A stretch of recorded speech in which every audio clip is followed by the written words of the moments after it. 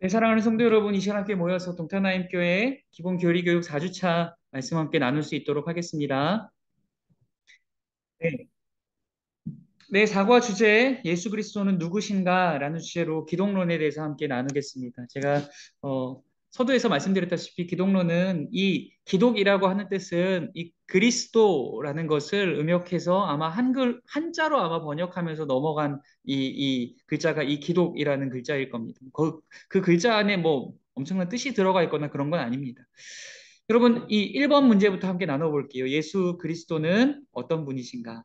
여러분, 성경은 예수 그리스도에 관한 책입니다. 잘 아시다시피 구약 성경은 장차 오실 예수 그리스도에 관한 이야기를 담아내고 있고, 그리고 신약 성경은 이 땅에 오신 예수 그리스도, 그리고 예수 그리스도께서 죽으시고 부활하셔서 하늘에 올라가신 이후에 성령을 선물로 보내어 주셔서 어떻게 제자들을 통해 교회가 세워지고 또한 교회의 역사가 흘러오게 되어지는지에 대해서 기록한 것이 신약 성경입니다.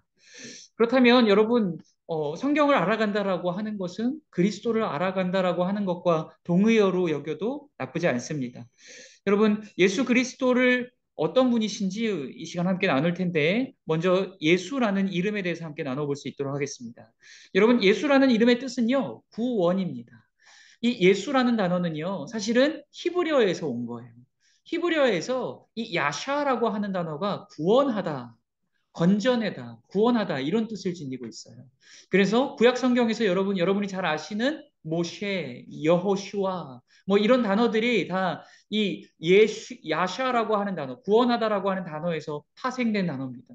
동시에 모세라는 인물도 여호수아라는 인물도 장차 오실 예수 그리스도를 예표하는 인물로, 맛보기와 같은 인물로, 그림자와 같은 인물로 쓰임 받았던 자들이 그들이라는 겁니다.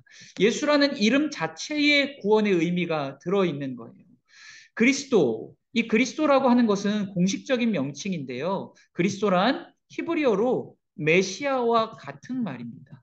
이 크리스토스라고 하는 말도 기름 붓다라는 의미고요. 그리고 이 마시아흐라고 하는 단어도 마시아흐라고 하는 단어도 기름 붓다라는 의미입니다. 여러분, 이 그리스도란 히브리어로 메시아와 같은 말로 뒤에 빈칸에는 뭐라고 적으시냐면요. 기름 부음을 받은 자, 기름 부음을 받은 자라고 써주시면 됩니다.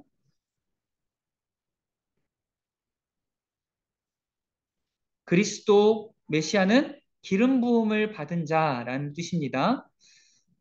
이 기름 부음을 받았다라는 말은 하나님으로부터 또한 성령으로 기름 부음을 받아 선지자와 제사장과 왕의 직무를 맡게 되었다라는 뜻이다. 여러분, 이 구약 시대에 기름 부음을 받는 직분들이 세 가지가 있었는데요. 선지자와 제사장과 왕입니다. 이 세 가지 직분들은 하나님께서 특별하게 구별하신 거예요. 여러분, 구약 성경에서 보면 하나님께서 성전을 지으실 때도 성막을 지으실 때에도 이 성전에다가 성막에다가 기름을 붓고 성별하는 이런 과정들이 나오거든요. 기름을 붓는다는 것은 무엇을 의미하냐면 하나님의 것으로 구별하다라는 의미를 지니고 있어요. 하나님의 것으로 구별하다라는 의미를 지니고 있습니다. 이 그리스도 기름 부음을 받은 자라는 이름을 지니고 있는 것은 예수 그리스도야말로 하나님이신 그분이야말로 하나님께서 하나님의 구속 사역을 이루시기 위하여 기름을 부으시고 하나님의 구속 사역을 이루어가는 데에 사용하시는 가장 중요한 인물이라는 것을 드러내고 있는 거예요.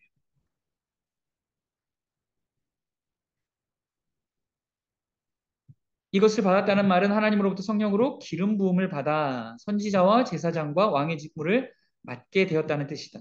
우리 예수 그리스도의 본질로 넘어가 볼게요. 예수 그리스도의 본질. 첫 번째 예수 그리스도의 본질은 인성입니다. 인성. 예수님께서 완전한 인간이셨다라는 거예요. 우리 이 밑에 부분 함께 읽어볼까요? 예수님은 여인의 후손이며 다윗의 자손이며 동정녀 마리아에게서 태어나 성장하면서 때로는 피곤, 굶주림, 목마름, 주무심, 기쁨, 슬픔, 시험을 받으신 분으로 자신도 친히 사람 인자라고 하셨다. 그러나 예수님은 죄와 무관하게 태어나셨고 모든 죄의 유혹과 시험을 이겨내신 무슨 인간이시다? 무죄한 인간이시다. 그 뒷부분이 없으신가요? 네네네. 나중에 적어드릴게요. 예수님은 죄와 무관하게 태어나셨고 모든 죄의 유혹과 시험을 이겨내신 이 부분만 적으시면 돼요. 무죄한 인간이시다. 예수님은 인간이시지만 무죄한 인간이시라는 거예요. 성경에서 여러분 모든 인생이 범죄함으로 하나님의 영광에 이르게 되지 못하였다라고 기록합니다. 또한 동시에 뭐라고 이야기하죠? 의인은 없대 몇은 없다? 하나도 없다라고 얘기해요. 인생 가운데 죄 없는 인생이 단 하나도 없다라는 거예요.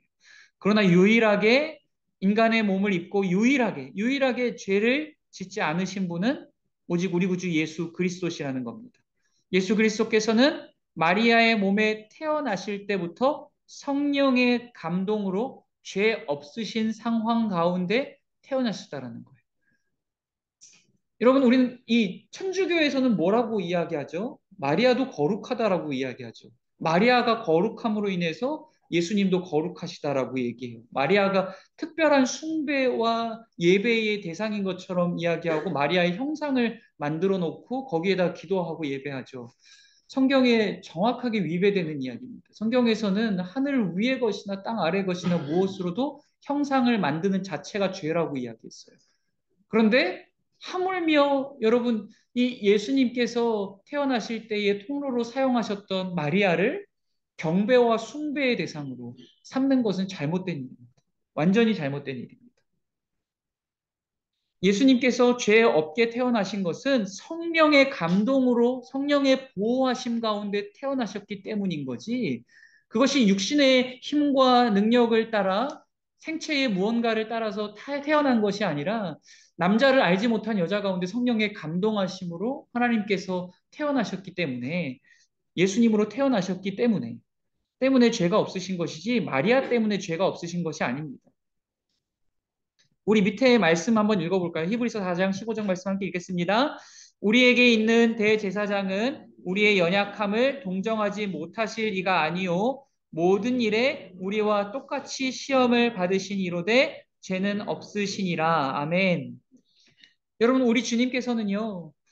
주님께서 하나님이시라고 하셔서 우리의 연약함을 이해하지 못하시지 않는다는 거예요. 우리의 고난과 고통을 이해하지 못하시지 않는다는 거예요. 왜요? 하나님께서 우리를 이해하시고 우리와 공감하시고 우리와 함께 고난 받으시고 시험 받으시기 위해서 인간의 몸을 입고 이 땅 가운데 오셨기 때문에 인성을 취하셨다라는 거죠. 원래는 여러분 잘 기억하셔야 돼요. 예수님이 이전에는 없다가 예수님으로 태어나실 때 뿅 나타나신 게 아닙니다. 아시겠죠? 원래는 영원하신 하나님으로 계시던 분이에요. 성부, 성자, 성령 하나님으로 원래 계속 계시던 분이에요. 계시던 분이신데 그 성자 하나님께서 인성을 취하셔서 완전한 하나님이시자 완전한 인간이 100% 인간이시자 100% 하나님. 어떻게 그럴 수 있어요? 50% 50%가 아니고 그것은 하나님이기 때문에 가능하신 거죠. 이성으로 과학으로 설명할 수 없어요. 이해할 필요도 없어요. 그냥 하나님이 그러시대요. 하나님이 완전한 인간이셨고 완전한 하나님이셨다라고 이야기하는 거예요. 성경이 그렇게 이야기하고 있는 거예요. 우리 주님께서 이 땅 가운데 인간의 몸을 입고 오셔서 똑같이 고난과 고통의 여정을 밟아 가셨고 또한 똑같이 시험을 받으셨고 그러면서도 그 가운데서 죄를 지으셨어요? 안 지으셨어요? 안 지으셨습니다. 모든 시험을 견뎌내시고 주의 말씀에 순종해내신 거예요. 그렇기 때문에 여러분 우리의 연약함을 주님께서 이해하실 수 있는 겁니다. 주님께서 우리의 연약함을 긍휼히 여기시고 공감하시고 함께 아파하실 수 있는 겁니다. 그래서 우리 주님께서 여러분 이 땅 가운데 오셨을 때에 광야의 무리들을 보시면서 뭐라고 말씀하셨죠? 불쌍히 여기셨다라고 얘기하세요. 불쌍히 여기시다라고 한 단어가 뭐라 그랬죠? 헬라어로 스플랑크 니조마이라고 하는 단어인데요. 이 스플랑클론이라는 단어가 창자라는 단어예요. 결국 이것이 창출해내는 의미는 창자가 끊어지는 고통이라는 거예요. 이 죄와 사망의 권세 가운데 억눌리고 짓눌려서 고난당하고 고통당하며 유리하고 방황하며 살아가는 모든 인류의 아픔에 공감하셨다라는 거예요. 함께 창자가 끊어지는 고통을 우리 주님께서 느끼셨다라는 거예요. 결국 우리 주님이 십자가에 죽으시는 과정들을 통해서 그분의 창자가 터지고 그분의 내장과 심장이 터지고 온몸에 물과 피가 쏟아지는 고통을 통하여 우리를 대신하여 죽으시고 우리의 죄를 씻으시고 우리를 구원해 주셨죠. 여러분 또한 신성이신 완전하신 하나님에 대해서 함께 나누어 보겠습니다. 육신이 되신 그리스도께서는 제2위 성자 하나님이시다. 우리 밑에 요한일서 5장 21절 말씀 함께 읽어보겠습니다. 참된 자 곧 그의 아들 예수 그리스도 안에 있는 것이니 그는 참 하나님이시요 영생이시라. 아멘. 여러분, 예수님이 사람이 되셨다 라고 해서, 여러분, 이거 제가 그래서 이 표현을 조심히 해야 되는데요. 원래 영원하신 하나님이셨던 그분이 인성을 취하셔서 하나님이시자 인간이 되신 것이지, 하나님이 뿅 하고 변신해서 인간이 되신 게 아니에요. 원래 하나님이셨다가 지금은 인간이시기만 하셨다가 죽으시고 다시 살아나시면서 하나님 되신 게 아니라는 뜻이에요. 아시겠죠? 원래 영원하신 하나님이셨다가 이 땅 가운데 계실 때에 인성을 취하셔서 인간이시자 하나님이 되셨다라는 거예요.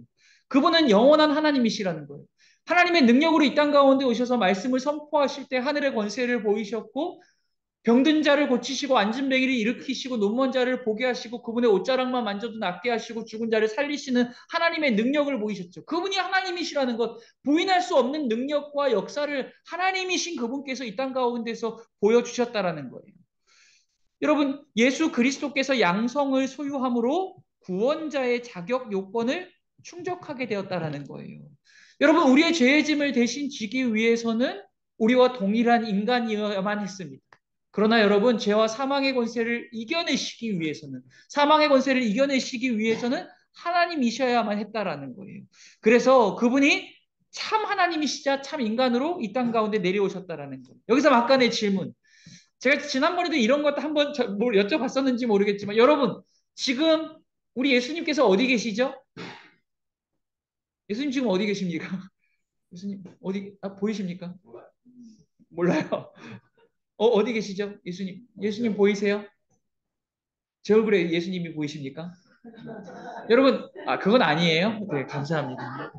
여러분, 예수님은요, 만유 위에 충만하신 분입니다. 그러니까 모든 곳에 다 존재하시는 분이에요. 모든 것보다 크시고 모든 것 위에 존재하시는 분이세요. 그러면서도 우리 안에 내재하시고 내주하신다라고 약속하고 계시고요. 그리고 또 한 가지는 무엇이냐면, 지금 예수님은 하늘의 보좌 우편에, 하나님께서 앉으신 그 보좌 우편에 앉으셔서 지금 우리를 위해서 중보하고 계신데요. 우리의 중보자가 되어주시고 우리의 보혜사가 되어주셔서 우리를 위해서 범죄하고 날마다 우리를 향하여서 고발하는 이 사단의 이 괴략과 이 고발 앞에서, 아닙니다 하나님, 이를 버리셔서는 안 됩니다. 저 사단의 노략질과 저 고발에 속아 넘어가셔서는 안 됩니다 라고 하나님께 중보하는 역할을 지금 그리스도께서 하고 계시다라는 거예요. 그리고 또 한 가지 문제, 지금 예수님께서는 어떤 상태로 계실까요? 1번 인성, 2번 신성. 어떤 상태로 계실까요? 양성 맞습니다. 빨리 박수 한번 쳐주세요. 네. 맞아요. 여러분, 지금 예수님께서 하늘에 계시니까, 이 신성으로만 계시겠구나라고 생각하시면 안 돼요. 왜냐하면 예수님께서 부활을 하셨어요, 안 하셨어요? 부활을 하셨어요. 그리고 부활의 육체를 입으셨고 그 몸을 심지어 제자들이 만져봤어요. 이 도마라고 하는 제자도 예수님이 진짜로 부활하신 게 맞는가 하여서 그분의 손가락을 이 못자국을 만지려고 하고 이 구멍난 곳을 만지려 하지 않았습니까? 예수님께서는 진짜 육체를 입고 살아나신 거예요. 그리고 그 육체를 입은 채로 참 하나님이시자 참 인간이신 그분이 지금 보좌 우편에 계신 거예요. 그분은 이제 이후로 영원토록 참 인성이시자 참 인간이시자 참 하나님으로 영원토록 존재하시는 거예요. 여러분, 우리도 마찬가지입니다. 우리가 죽고 났을 때에 영혼과 육체가 분리되어지죠. 우리의 육체는 썩어질 겁니다. 그리고 죽는 즉시로 우리가 죽었다가 어디 들렸다가 가는 거 없어요. 휴게소 안 갑니다. 아시겠어요? 어디 뭐 중간 단계에 천주교에서 이야기하는 뭐 이상한 곳 들렸다 가는 거 절대로 아니에요. 그거 다 틀린 얘기예요. 우리는 죽자마자 우리의 영혼은 하나님 나라에 들어갑니다. 낙원이라고 일컫는 그곳, 하나님 나라, 아브라함 품이라고 일컫는 그곳, 하나님 나라에 즉시로 들어갑니다. 그런데 우리 구주 예수 그리스도께서 약속하신 모양 그대로, 올라가신 모양 그대로 다시금 내려오실 때 우리의 육체가 부활하게 되어져요. 그리고 이 하나님 나라에 있던 성도들이 함께 내려와서 당신의 자기의 육체를 다시금 입고 완성되어진 몸으로 다시금 하나님 나라에 들어가서 영원의 세월을 영생복락 누리며 살아가는 거예요.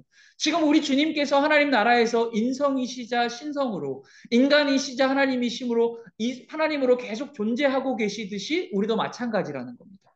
우리도 부활한 육체를 입고 또한 영혼을 입고 또한 우리가 함께 합쳐져서 영원한 하나님 나라에서 영생복락을 누리며 살아가게 된다라는 겁니다. 자, 이제 예수 그리스도께서 하신 일이 무엇인가에 대해서 함께 배워볼 수 있도록 하겠습니다. 예수 그리스도의 중요한 생애 사역이라고 보셔도 좋습니다. 첫 번째는요, 성육신이라고 적어주세요. 1번, 첫 번째 빈칸에는요, 성육신이라고 적어주시면 됩니다.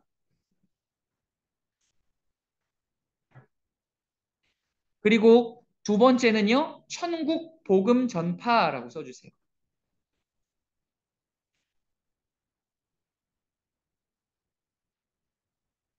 두 번째는 천국 복음 전파. 그리고 세 번째는 고난 당하심.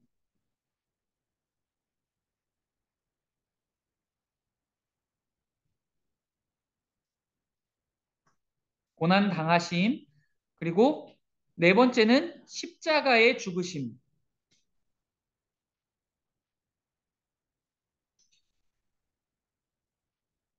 네 번째는 십자가의 죽으심. 그리고 다섯 번째는 장사되심.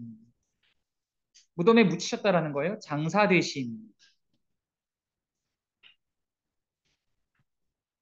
그리고 여섯 번째는요, 부활하심.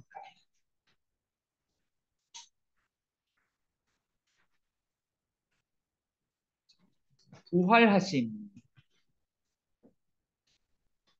일곱 번째는 승천하심. 승천하심. 하늘로 올라가셨다라는 거예요. 승천하심. 그리고 여덟 번째는 하나님의 우편에 앉으심.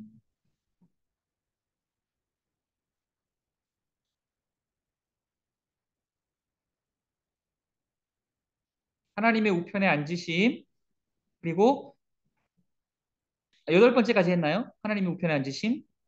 그리고 아홉 번째는 장차 심판주로 재림하심.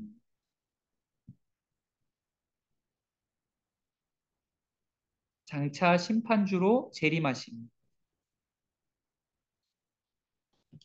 여러분, 예수님의 사역을 크게 두 가지로 나누어 보자면요. 비하, 예수님의 비하, 낮아지시는 게 있고요. 그리고 예수님의 승귀, 높아지시는 게 있거든요. 예수님의 비하는 어디서부터 어디까지냐면 성육신 하시는 순간부터가 비하예요. 하나님이신 그분께서 인간의 몸을 입고 인성을 취하셔서 인성을 취하셔서 이 마리아에게 잉태되어지는 순간부터가 비하입니다. 낮아지신 것, 낮아질 수 없는 곳으로 낮아지신 것. 그리고 그 낮아지심의 끝은 무엇일까요? 무덤 가운데 3일 동안 거하시며 죽음 가운데 3일 동안 거하신 거예요. 죽음 가운데 3일 동안 거하신 거예요. 하나님이시자 하나님의 아들이신 그분께서 엘리 엘리 라마 사박다니 나의 하나님이 어찌하여 나를 버리시나이까. 버림받은 그 아들께서 저주받은 자처럼 나무에 못 박혀 죽으시고 3일 동안 무덤 가운데 죽음 가운데 버려져 계셨다라는 거예요. 죄로 인해 죽임당하고 버림받아야 할 우리의 인생을 대신하여 그렇게 죽으시고 장사되기까지 무덤에 거하시기까지 낮아지셨다라는 겁니다. 이 초대교회의 교부들 중에서는 예수님께서 지옥에까지 내려가셨다라고까지 표현하시는 분이 있어요. 예수님께서 낮아지다가 지옥에까지 내려가셨다라고 표현하시는 분이 있어요. 근데 그게 저는 뭐 그렇게 성경적이라고 생각하지는 않고 예수님께서 우리를 위하여 그렇게까지 낮아지셨다라는 것을 표현하기 위해서 그렇게 표현했다라고 생각해요. 그리고 예수님의 이 높아지시는 승귀의 과정은 결국 부활에서부터 시작됩니다. 죽음을 이기시고 부활하게 되시는 순간부터 하늘에 올라가시는 승천 그리고 우편에 재위하셔서 우리를 위해서 이 중보하고 계시고 다시금 영광의 주로 재림하게 되시는 심판의 주로 재림하게 되시는 것.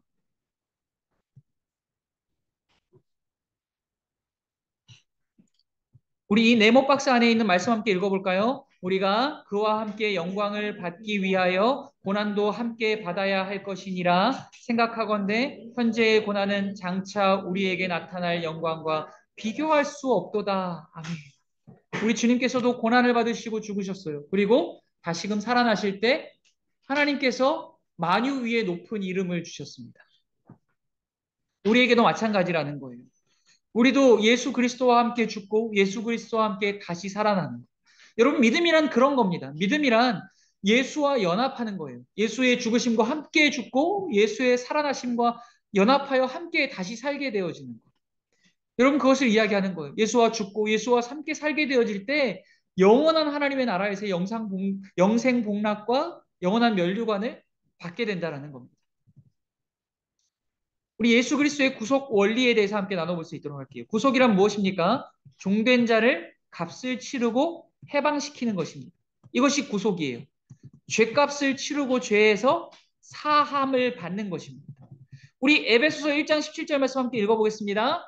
우리는 그리스도 안에서 그의 은혜의 풍성함을 따라 그의 피로 말미암아 속량 곧 죄사함을 받았느니라. 아멘. 여러분, 우리 밑에 별표되어 있는 부분도 함께 읽어볼까요? 이처럼 범죄하여 죄와 사망의 종이던 인간을 구속하시기 위해 예수님의 죽음은 단순한 죽음이 아닌 피 흘려 주신 죽음이다. 이 밑에 말씀도 적혀 있죠? 피 흘림이 없은즉 사함이 없느니라. 피 흘려 죽으심으로 인해서 우리의 모든 죄를 사해 주셨다라는 거예요. 여러분, 제가 얼마 전에도 말씀을 나누면서 말씀드렸듯이 이 빌립보서 말씀 나누면서 여러분, 이 사도 바울이 유대인들을 표현할 때 뭐라고 표현하냐면 십자가의 원수들이라고 표현해요.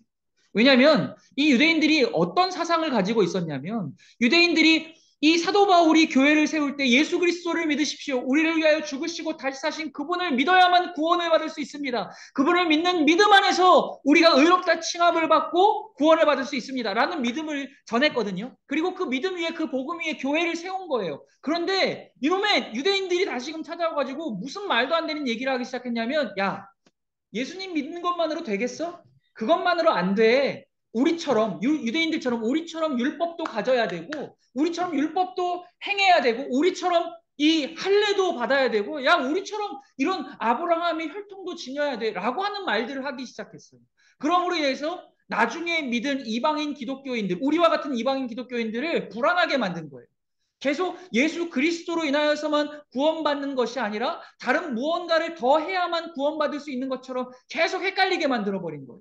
그래서 나중에 여기에 속아 넘어간 사람들은 가서 할례를 받는 자들도 생겼고 가서 다시금 율법의 짐을 지는 자들이 생겼다라고 하는 거예요. 그런데 이게 어떤 행위냐면 예수 그리스도의 십자가의 원수의 행위라는 거예요. 왜입니까? 여러분 예수님이 십자가에 왜 죽으셨죠? 우리의 죄값을 대신하여서 십자가에 죽으신 거예요. 그러므로 예수님을 믿는 모든 자들은 죄값을 치를 필요가 없다고요. 구원을 받기 위해서 더 무언가를 할 필요가 아무것도 없다라는 거예요. 그런데 이 유대인들이 하는 행위는 뭐냐면 예수님의 십자가뿐만이 아니라 십자가에 못 박혀 죽으신 예수님뿐만이 아니라 율법의 행위나 할례나 다른 무언가를 해야만 구원받을 수 있는 것처럼 만들어버렸으니 예수님의 십자가를 무위로 돌리는 거예요. 뭐예요? 헛된 것으로 돌리는 거예요. 예수님의 십자가 죽으심을 헛된 것으로 만들어버렸기 때문에 이들이 십자가의 원수라고 이야기하는 겁니다. 여러분 오늘 우리는 어떻습니까? 이 땅의 교회들에는 이런 모습 없습니까? 마치 예배 빠지면 지옥 갈 것처럼 마치 헌신하지 않으면 지옥 갈 것처럼 마치 봉사하지 않으면 섬기지 않으면 헌금하지 않으면 지옥 갈 것처럼 야, 이상하게 분위기를 막 몰아가면서 이것은 믿음이 아닌 것처럼 이상하게 막 가스라이팅 하면서 몰아내는 모습들이 있지 않아요? 여러분 기억하시길 바랍니다. 우리 안에도 이 예수님을 믿는 믿음 외에 다른 무언가를 하여서 구원을 얻어내려는 열심들이 자라날 때가 있어요. 이 사단이 끊임없이 우리를 유혹하고 미혹해서 다른 무언가를 해야만 할 것처럼 이거 하지 않으면 구원받지 못할 것처럼 조바심을 느끼게 하고 불안감을 느끼게 하고 우리를 계속적으로 가스라이팅하면서 십자가 외에 다른 것들을 붙들게 할 때가 있다는 거예요. 여러분 그러나 이 모든 것들은 헛된 것입니다. 우리를 구원하기에는 예수 그리스도의 십자가로 족한 줄 믿습니다. 그리스도 십자가에 못 박혀 죽으시고 다시 사신 그리스도 한 분이면 우리의 모든 죄를 속하고 구원하기에 여러분 충분한 줄 믿습니다. 거기에 다른 무언가를 더하는 모든 것들은 다 헛된 것이고 거짓된 것이며 예수 그리스도의 십자가를 거짓되고 헛된 것으로 돌리는 일이라는 거예요. 그러니 예수 그리스도 십자가에 못 박혀 죽으시고 다시 사신 그분만을 믿는 믿음만으로 충분하다라는 겁니다. 여러분, 예수님이 왜 피 흘려 죽으셔야 했습니까? 우리 레위기 17장 1절, 레위기 17장 1절 말씀 우리 함께 읽겠습니다. 육체의 생명은 피에 있음이라 내가 이 피를 너희에게 주어 제단에 뿌려 너희의 생명을 위하여 속죄하게 하였나니 생명이 피에 있으므로 피가 죄를 속하느니라. 아멘. 즉 죄의 값은 여러분 사망이기 때문이에요. 그러나 속죄 제사에 바쳐질 수 있는 제물은 반드시 온전하고 흠이 없는 짐승이라야 했습니다.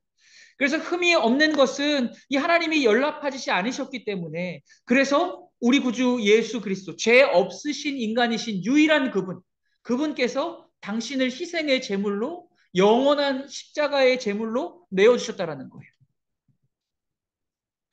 여러분, 우리 히브리서 10장 1절 말씀도 한번 읽어볼까요? 히브리서 10장 1절 말씀 함께 읽겠습니다. 율법은 장차 올 좋은 일의 그림자일 뿐이요 참 형상이 아니므로 해마다 늘 드리는 같은 제사로는 나아오는 자들을 언제나 온전하게 할 수 없느니라. 아멘. 자, 여러분, 이게 조금 어려울 수 있는데요. 잘 들으셔야 합니다. 여러분, 율법은 좋은 겁니까? 나쁜 겁니까? 오늘날의 교회들 안에서 율법을 가르치지 않아요. 십계명도 가르치지 않고요. 구약도 잘 이렇게 그렇게 중요하지 않은 것처럼 하는 교회들도 있고요. 여러분, 율법을 나쁜 것처럼 자꾸 이야기하는 경우들이 있는데요. 율법은 선한 겁니다. 율법은 처음 주실 때부터 선한 거였어요. 하나님께서 하나님의 거룩하심과 그 공의로우심이 어떠한 것인지를 알려주기 위해서, 하나님의 백성다운 삶이 무엇인지를 알려주기 위해서 주신 선하신 법이, 하나님의 법, 하나님의 뜻이 율법이에요. 그런데 문제가 있었어요. 어디에 문제가 있었냐면 사람에게 문제가 있었다는 거예요. 사람에게 이것을 지켜낼 힘과 능력이 없었다는 거예요. 원래 하나님께서 처음 지으신 인간에게는 아니었지만, 인간이 하나님을 버리고 자신들이 하나님이 되기 위하여 선악과를 따먹는 그 이후로부터 전적 무지와 전적 무능과 전적 타락 가운데에 거하게 되었습니다. 그러므로 인해서 하나님이 선한 법을 주셨지만 그것을 지킬 힘과 능력이 그들에게 없었다는 거예요. 그러므로 인해서 이 율법이 어떤 기능을 하게 되었냐면 우리가 죄인이라는 것을 발견하게 하는 기능을 감당하게 됐다는 거예요. 왜죠? 우리는 그것을 지켜야 하는데 계속 지킬 수 없는 자신을 그 율법 앞에서 계속 발견하게 되더라는 거예요. 그러니 이 율법이 부차적으로 감당하게 된 기능이 무엇이냐면 우리가 죄인이라는 것을 깨닫게 하는 거울의 역할을 감당하게 되었다는 거예요. 그런데 여기서 끝나지 않았어요. 여기까지만 얘기하니까 자꾸 잘못이에요. 율법이 마치 무언가가 잘못이 있는 것처럼 얘기하지만 그럼에도 불구하고 이 율법은 우리가 죄인인 것을 깨닫게 하는 동시에 예수 그리스도를 바라보게 하는 역할을 했다라는 거예요. 너희는 죄인이다. 너희의 의와 노력과 능력으로는 구원받을 수 없다. 이 말씀을 지켜낼 수 없고 구원받을 수 없다. 그러나 예수 그리스도는 가능하시다. 예수 그리스도를 믿는 자들은 가능하다라는 것을 우리 주님께서 깨닫게 하셨다는 거예요.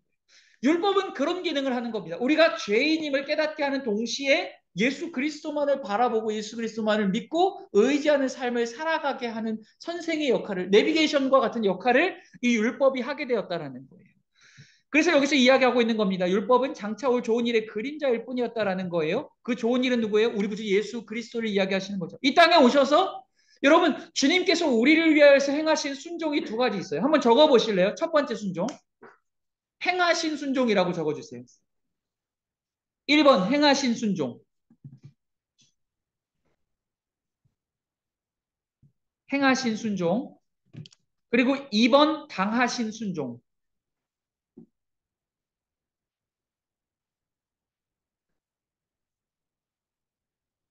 2번은 당하신 순종입니다. 여러분, 우리가요, 예수님 생각할 때, 예수님이 나를 위하셔서 무엇을 하셨을까 생각할 때 늘 생각하는 것이 무엇이냐면 십자가밖에 없어요. 마치 예수님께서 이 33년 동안, 이렇게 표현해서 죄송합니다. 예수님 이렇게 표현해서 죄송합니다만 사람들의 생각이 이렇다라는 거예요. 그냥 예수님이 33년 동안, 30년 동안 지 맘대로 사시다가 내 하고 싶은 것 다 하고 지 맘대로 사시다가 마지막에만 순종하셨구나 라고 생각할 수 있다라는 거예요. 그렇지 않다라는 겁니다. 여러분, 예수님의 지난 30년간의 삶, 예수님이 몸을 입고 이 인성을 취하셔서 이 땅에서 살아내는 모든 시간들은 무슨 시간이었냐면 이 행하신 순종, 곧 율법에 순종하는 시간이었다는 거예요. 예수님께서 우리와 동일하게 육체를 입으시고 우리와 동일하게 연약함 가운데 거하시면서 우리와 동일하게 여러 가지 시험과 고난 가운데 처하셨어요. 그러면서도 그 시험과 고난 속에서도 하나님의 말씀, 율법, 모든 율법에 순종해내는 시험을 예수님께서 치러내시고 율법에 완전히 순종해내셨다는 거예요. 왜요? 그것에 순종할 수 없는 우리 때문에. 율법에 순종할 능력이 없는 우리를 대신하여서 예수님께서 33년 동안 이 땅 가운데에서 그 부단히 율법에 순종하는 삶을 몸부림치며 살아내시는 시간이었다는 거예요. 그러니 여러분, 예수님이 십자가에 죽으신, 당하신 순종은 당연히 죄인인 우리를 대신하여 이 뭐 채찍질을 맞으시고 침뱉음을 당하시고 십자가에 못 박혀 죽으신 것을 이야기하는 게 맞습니다. 그런데 예수님이 마치 십자가에 죽으시면서만 우리를 위하신 것처럼 생각하시면 안 됩니다. 예수님이 살아가신 모든 시간들, 예수님의 모든 생애의 모든 시간들이 우리를 위한 것이었어요. 범죄함으로 율법을 지을 수 없는 무지와 타락 가운데 있는 우리를 대신하여 율법에 순종하시는 시간들이었다는 거예요. 그것을 행하신 순종이라고 이야기하는 거예요. 그리고 두 번째 순종은 당하신 순종, 십자가에 못 박혀 죽으신 순종을 얘기하는 겁니다. 십자가에 못 박혀 죄인을 대신하여 죄의 값인 사망의 값을 치르셨다라는 거예요. 여러분 기억하시길 바랍니다. 예수님께서 우리를 대신하여 십자가에 못 박아 죽으셨고, 못 박혀 죽으셨고, 우리에게 영원한 생명을 주시기 위하여 살아나셨어요. 그러므로 예수님을 믿는 자들은 구원을 받는데요. 구원을 받는데 잘 들으세요. 구원을 받는데요. 여러분 그 구원은 실패할 수 있습니까? 없습니까? 실패할 수 있어요? 없어요? 실패할 수 없어요. 왜죠? 그 구원은 우리로 인해 시작된 게 아니거든요. 우리의 자격이나 노력 때문에 차출되거나 시작된 게 아니에요. 우리의 열심으로 그 구원이 이루어져 가는 것도 아니에요. 그 과정이 이루어져 가는 것도 아니에요. 그리고 그 완성 또한 우리 때문에 이루어져 가는 게 아니라 우리 안에 계신 성령을 구원의 보증, 하나님 나라의 도장으로 삼으셔서 네 안에 성령이 있네? 그러면 너는 구원. 이라고 하나님께서 인정해 주셔서 하나님 나라에 들여주시겠다는 거예요. 자, 보세요. 우리의 구원의 시작도 하나님이 하신 거예요. 하나님의 선하신 뜻으로 아무런 자격 없는 우리를 선택하여서 구원을 시작하셨어요. 그리고 이 구원이 이루어져가는 과정도 우리의 노력과 능력으로 해나가는 것이 아니라 우리 안에 선물로 보내주신 성령께서 우리의 연약함을 도와주신대요. 넘어지면 일으켜주시고 넘어지면 일으켜주셔서 끝까지 믿음의 길을 걸어가게 하신대요. 그리고 이 구원의 완성 또한 우리 안에 계신 성령으로 완성되게 하신대요. 그렇다면 여러분 구원은 사실은 우리랑 상관없이 시작되어진 거예요. 그렇죠? 우리랑 상관없이 하나님께서 시작하신 거예요. 하나님이 이루어 가시는 거예요. 그리고 하나님이 완성하시는 거예요. 그러니 우리의 연약함이나 부족함이나 실수나 실패로 이것이 여러분 구원이 실패로 돌아갈 수 있습니까? 구원이 취소될 수 있어요? 아니에요. 그럴 수 없어요. 사단은요, 끊임없이 우리의 옛날의 죄악과 실수와 실패와 연약함들을 기억하게 하고 너 전에 그런 죄 지었잖아. 너 같은 게 무슨 구원받을 수 있어? 너 같은 게 무슨 하나님 나라의 백성이야? 아닙니다. 그렇지 않아요. 그것은 십자가를 무의로 돌리는 생각과 마음입니다. 십자가는 우리의 모든 죄, 지금까지 지은 모든 죄와 앞으로 지을 모든 죄들을 속하기에 부족함이 없는 능력인 줄 믿습니다. 예수 그리스도의 십자가 위에서 우리의 모든 죄값을 다 치르셨다는 거예요. 그러니 여러분 사단이 끊임없이 우리를 정죄하고 고발하고 너는 안 된다라고 할 때에도 여러분 의심하지 마십시오. 예수가 믿어지면 우리는 이미 구원받은 겁니다. 성경이 믿어지면 우리는 이미 구원받은 겁니다. 이미 하나님의 백성인 줄 믿습니다. 우리가 여러분 세상에 믿지 않는 사람들도 뛰어봐야 부처님 손바닥이라는 얘기하는데 여러분 믿는 우리는 여러분 그보다 더한 믿음을 가져야 되지 않겠습니까? 우리가 아무리 날고 기고 발버둥 쳐도 우리는 그 놀라우신 구원의 계획에서 벗어날 수 없습니다. 그것을 여러분 로마서 8장에서 이야기하는 거예요. 그러나 이 모든 일에 우리를 사랑하시는 이로 말미암아 우리가 넉넉히 이기느니라. 세상에 기근이나 환란이나 핍박이나 칼이나 적신이나 무엇도 우리를 그분의 사랑에서 그분의 구원에서 그분의 은혜에서 끊어낼 수 없다라고 이야기하는 거예요. 왜요? 하나님의 사랑과 은혜로 구원이 시작되어졌고 그것이 이루어져 가며 결국 완성되어져 가기 때문이에요. 그래서 구원을 뭐라고 이야기합니까? 은혜라고 이야기하는 거예요. 그래서 믿음을 은혜라고 이야기하는 거예요. 그래서 여러분, 우리의 예배와 순종과 헌신은 이 자격 없는 자들에게 베풀어진 놀라운 사랑과 은혜에 대한 감사와 감동과 감격, 그걸로 이루어져 가야 하는 거예요. 지옥 갈까봐 두려워서 하는 게 아닙니다. 그 잘못된 믿음이에요. 그게 아니에요. 이 죽어 마땅한 자를 당신의 아들의 목숨값으로 살리셨으니 감사와 감동과 감격으로 하나님을 기쁨으로 기꺼이 섬겨가는 겁니다. 여러분, 그게 진짜로 믿음입니다. 여러분, 우리 밑에 부분, 오직 무죄한 인간만이 범죄한 인간을 죄에서 구속할 수 있다. 무죄한 인간이 어디 있는가? 모든 사람이 죄를 범하였고 의인은 없나니 하나도 없다. 그러나 인간의 힘으로는 어찌할 수 없는 절망 가운데 하나님의 한 의가 나타났으니 그가 곧 이 땅에 오신 우리 주 예수 그리스도시다. 우리 마지막 부분 함께 읽어볼게요. 우리 예수님은 죄 없으신 분으로 죄인된 우리를 위하여 짐승의 피로 아니하시고 오직 자기의 살을 찢어주시고 보배로운 피를 쏟아주셔서 단번에 영원한 속죄를 이루어 주셨다. 그래서 성경은 단호하게 선포하기를 다른 이로서는 구원을 받을 수 없나니 천하 사람 중에 구원을 받을 만한 다른 이름을 우리에게 주신 일이 없음이라 하였더라. 아멘. 사랑하는 성도 여러분, 기억하십시오. 예수 외에는 구원의 이름이 있습니까? 없습니까? 없습니다. 여러분, 오늘날에 WCC 같이 종교 연합주의가 일어나고 아무리 천주교가 일어나서 뭐 불교도 품고 제사도 드려도 된다라고 얘기하고 다른 종교들과 다 연합하자라고 얘기하고 자기들이 대인되고 꼭 이 예수 그리스도만을 생명이라고 믿고 따르고 외치고 하는 것이 독선적인 것처럼 포장하고 있다 할지라도 속지 마십시오. 사단의 계략입니다. 사단의 계략이 우리를 구원할 수 있는 길은 오직 예수 그리스도밖에 없는 줄 믿습니다. 그리스도 외에 있는 모든 것들은 헛된 것이고 거짓된 것입니다. 우리의 열심과 노력조차도 거짓된 거예요. 오직 예수 그리스도를 믿는 믿음, 그 예수의 이름 안에 구원의 능력이 담겨 있음을 알아 예수의 이름을 생명줄과 같이 믿고 믿음으로 붙들며 살아내실 수 있는 오늘 저와 여러분 될 수 있기를 주의 이름으로 축복합니다. 자, 여러분, 우리